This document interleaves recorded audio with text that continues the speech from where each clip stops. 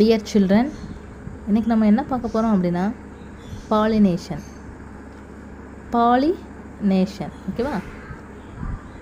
பாலினேஷனாக என்ன அப்படின்னா the transfer of pollen grains from anther to stigma of a flower is called pollination. The transfer of pollen grains from anther to stigma of a flower is known as pollination. அந்த pollen grains அப்படின்றது என்ன அப்படின்னா மகரந்த தூள் அப்படின்னு சொல்லுவோம்யா தமிழில். அது எங்கே இருக்கும் அப்படின்னா நம்மளோட ஃப்ளவரில் ஆந்தர் அப்படின்னு ஒன்று இருக்கும், அதில் தான் இருக்கும் மகரந்த தாள் அப்படின்னு சொல்லுவாங்க. அது வந்து மேலே பார்த்தீங்க அப்படின்னா ஒரு பை மாதிரி இருக்கும். It's a chalk like structure.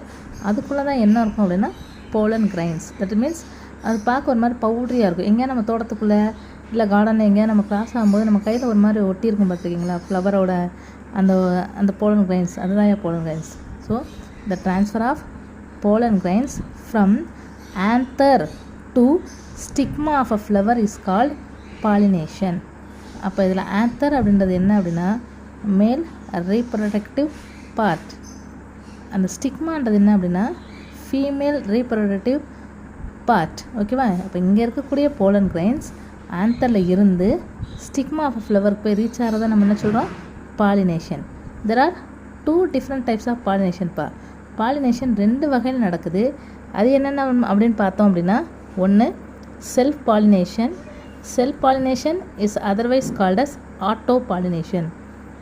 தானாகவே ஒரு மகரந்த சேர்க்கை நடக்கிறது தான் என்னது? Self pollination. இதுக்கு இன்னொரு பேர் என்ன அப்படின்னா auto pollination.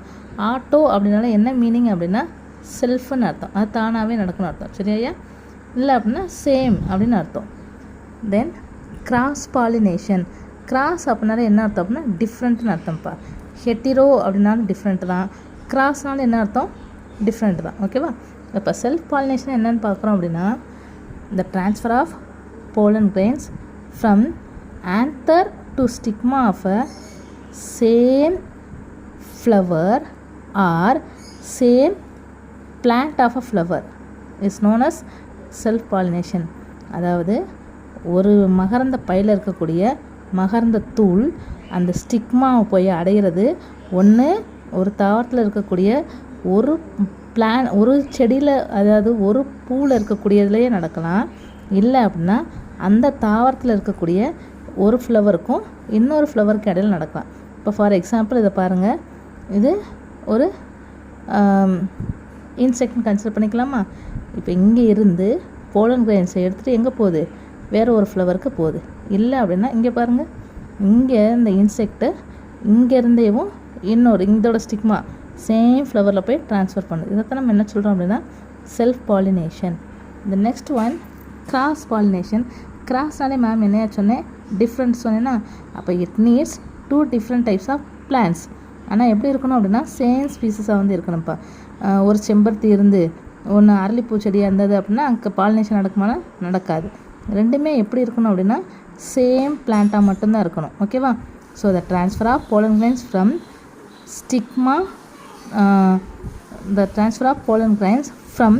Anther to stigma of a flower என்ன different plant or different flower, different plant of a flower தான் நம்ம என்ன சொல்கிறோம்? கிராஸ் பாலினேஷன் அப்படின்னு சொல்கிறோம். ஐ திங்க் இது உங்களுக்கு நல்லாவே புரியும்னு நினைக்கிறேன்.